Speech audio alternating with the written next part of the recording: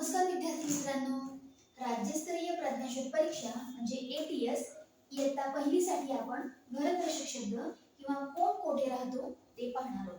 आता बघा, घरदर्शक शब्द किंवा कोण कोठे राहतो याच्यामध्ये पहिले येते पक्षी.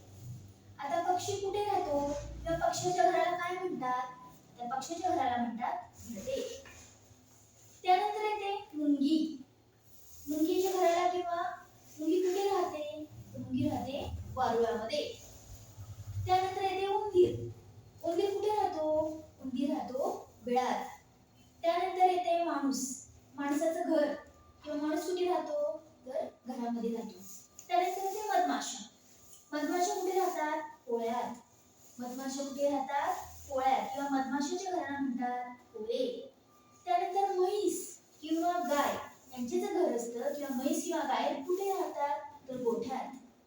म्हैस किंवा गाय राहतात गोठ्यात. त्यानंतर घोडा किंवा पागा.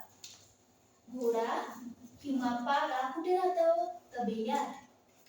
घोडा किंवा पागा कुठे राहतो? तबेल्यात. किंवा घोडा किंवा पागा ह्याच्या घराला म्हणतात तबेला. अशा प्रकारे आज आपण काय पाहिलेले आहे? घरदर्शक शब्द किंवा कोण कुठे राहतो. आपण परत एकदा रिपीट करूया. पक्षी राहतात घरट्यात, मुंगी राहते वारुळात, उंदीर राहतो बिळात, माणूस राहतो घरात, मधमाशा राहतात पोळ्यात, म्हैस किंवा गाय राहतात गोठ्यात आणि घोडा किंवा पागा राहतो तबेल्यात.